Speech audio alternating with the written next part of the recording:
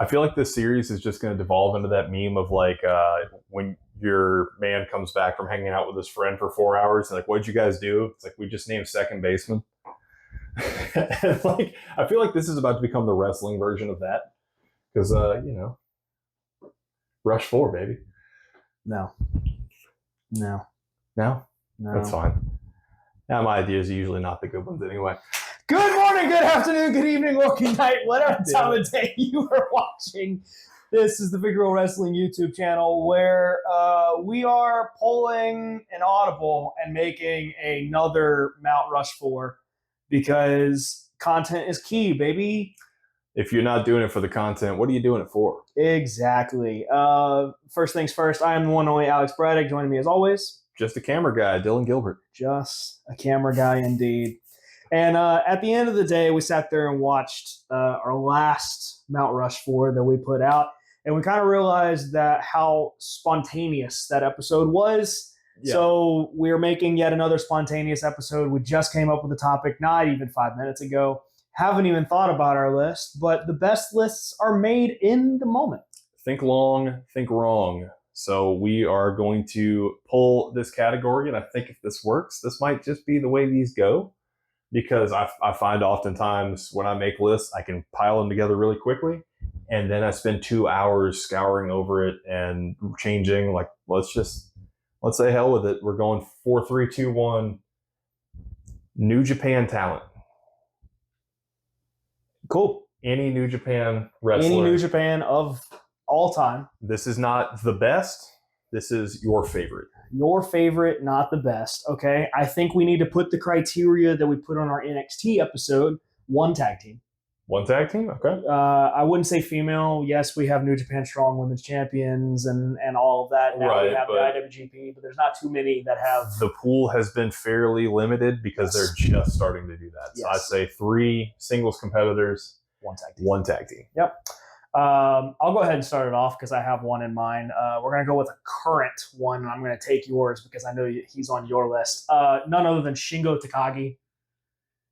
The grandpa just is doing what he does best. The G1 Climax this year is a show for it. He is one of the most experienced that are on the roster nowadays.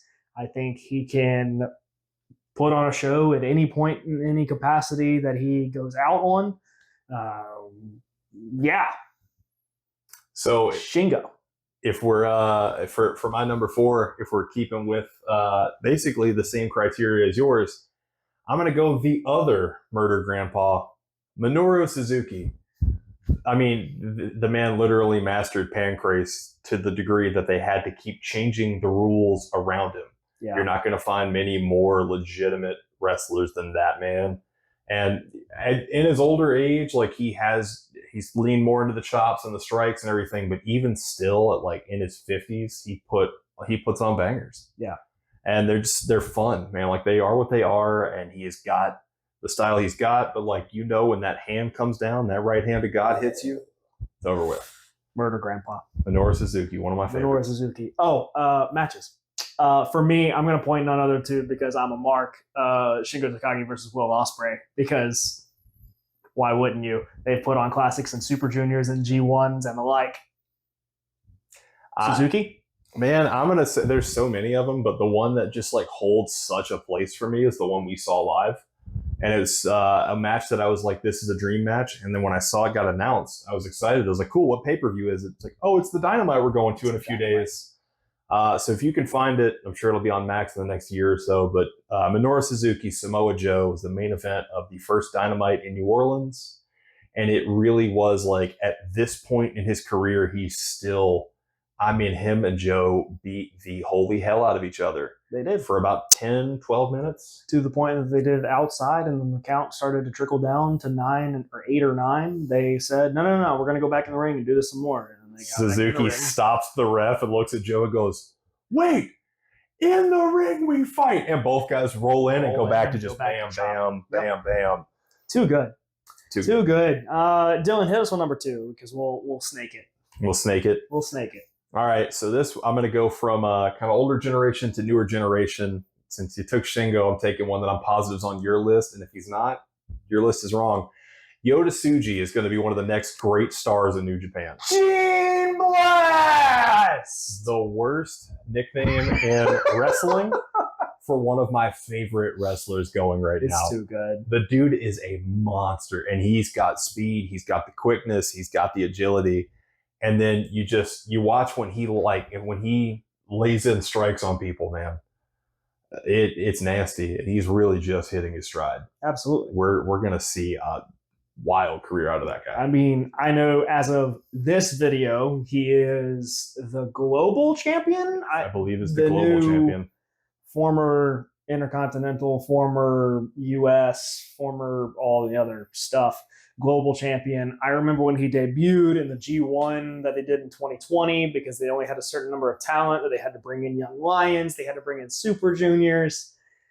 It was shenanigans. No, I completely agree with Yota Tsuji on that one. But my number 2, once again, I feel like we're just like hate drafting at this point. It really is. It's all spite right now. It's all spite. Number 2 has to be Zack Sabre Jr.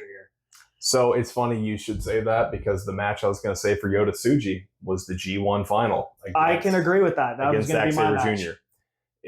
It's the perfect match to showcase both of them because, I mean, the way that Sabre wins that match, he literally at one point has every single limb singled out. I mean, and it's fantastic. He's holding a man like twisted ways the body shouldn't twist. Yep. ZSJ is the man. He is a killer. And the fact that he definitely got to start in Brit Rest, but really got to shine in New Japan should tell you how much talent that he has when it comes to technical and fighting prowess. Yeah. My number 3, I'm going to pull out a tag team. And I'm going to have to sit here and think about it for a second because there have been quite a few fantastic tag teams. I'm not going to reference my t-shirt. Dylan might. I don't know. I'm sitting here going through my brain on whether or not I'm going to do it. You know what? I'm going to do what you did in DIY for NXT. I'm going to say Evil and Sonata. Well, there you go. I guess I am referencing the shirt. Yep. Yes, you are. Evil and Sonata, man, they have been killing it as singles competitors here recently, but I think they needed to earn their rights, earn their respects. When they first started in, both members part of LIJ, tearing up the heavyweight tag title scene. They went back and forth with greats that I won't list because they will be listed here shortly. But I mean, man, Evil's turn from LIJ to Bullet Club. I remember watching it the morning after it happened because that was such nuts. A shock moment. Going from the Fist to the Too Sweet, Evil's turn, or not Evil, Sonata's turn on Evil eventually to become just 5 guys. Which I think is now down to like just 2 guys. I'm pretty sure it's just 2 guys because I'm pretty sure Sonata is not even a part of it anymore. Right. So... because factions in Japan, they either last forever or they're like 20 minutes. Right. Thanks, Chaos. Appreciate it. But yeah, no, both men, phenomenal. For them, I'm actually not going to point to a tag match because I can't think one off the top of my head. I'm going to point to the match that they had against each other in G1s, in Dominions, in here recently when Sonata was IWGP champ. They had a fight and it was phenomenal. Go look them up. If you have New Japan World, you should be looking at all the matches anyway. So don't look at one specifically. Just go watch them all. Your number 3 tag team.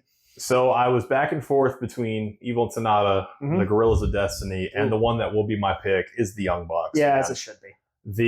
The Young Bucks, what they did in New Japan in that time frame.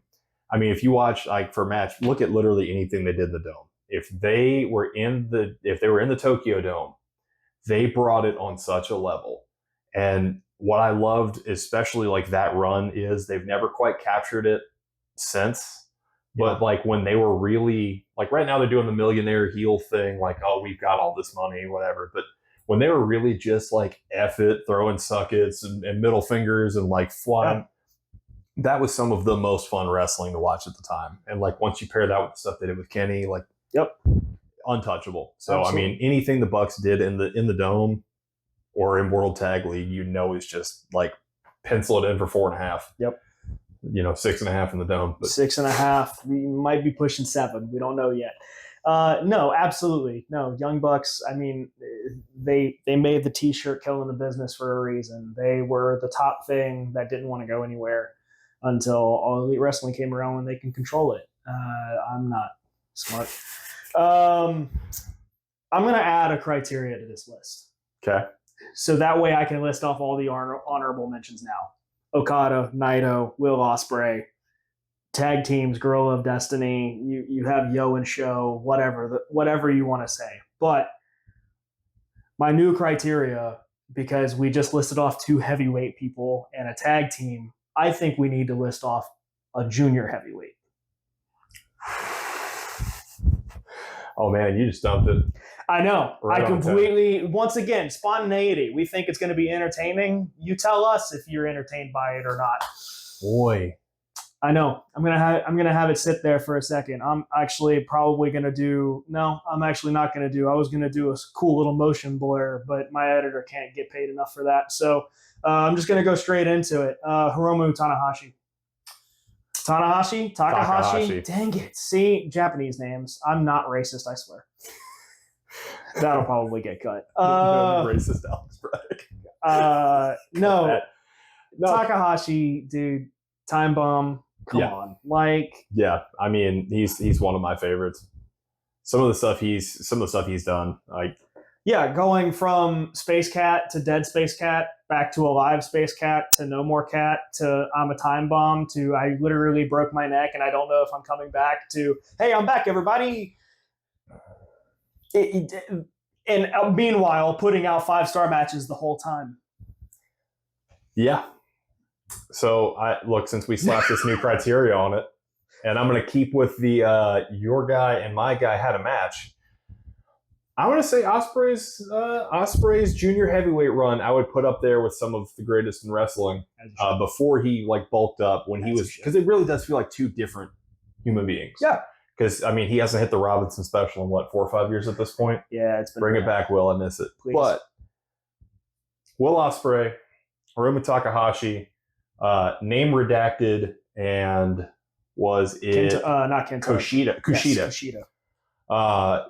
4-way for the junior heavyweight championship at Wrestle Kingdom. It stands as probably a top 10 match for me all time. Yep. Ospreay moonsaults off of the trusses that they have. I mean, they're all over the place. That changed the spot in Jericho versus Omega later in the night. Yeah. Good times. So, I mean, I would say Ospreay specifically, that junior run was something special. I can agree, but I'm not going to point to that match for my guy. For Hiromu Takahashi, I'm going to point to none other than Takahashi versus the IWGP Junior Heavyweight Championship in DDT Wrestling. When the IWGP Junior Heavyweight Champion won the DDT Hardcore Championship because he pinned Hiromu Takahashi. And then he lays down with the belt on him, and the ref slides over. It counts the 3. It counts it. If you don't know what I'm talking about, please go look it up. I love DDT Japanese Pro wrestling. Iron Man Heavy Metalweight Championship. If you don't know these words, it's okay. It's a rabbit hole that is going to change the way you see wrestling for better or for worse. Who knows? Yes. It was literally defended in a dream one time. A ladder has won it. The belt has won itself. The belt has won itself. Many other belts have won the belt. It's truly something to behold. And what is funny and hilarious is that the legitimate matches between a human and a human that happen for that belt sometimes are one of the greatest matches to ever touch Japanese wrestling rings. Oh, they will put on. And then it turns around into a comedy spot when the champion gets pinned by a championship belt. Yeah, they'll go 25 minutes of just lopping heads off, and then finally, the champion will take the belt and lay back down, and just in pure exhaustion, and then they get pinned by the belt. But who knows? Maybe we'll do a deep dive on DDT wrestling and the championship that has had so many different hands hold it. Oh, man. But I'll handle business. If you like what you saw, make sure you hit that subscribe button. This is the Mount RushFour videos that we are starting to do now because, as Dylan said before, everyone has a list. Everyone has top 5s. Everyone has top 10s. We just have top 4s because when you hit the victory roll, you can always count to 1, 2, 3, and 4. But yeah, if you like what you saw, hit the subscribe button, hit the like button. Make sure to share. We don't pay for the ads. As always, I've been the storyteller Alex Braddock. Joining me as always. I'm just a camera guy, Dylan Gilbert. And whether it's been a good morning, a good afternoon, a good evening, or a good night, thank you for watching, and see you all next time. Oh, no weird comment? Yes!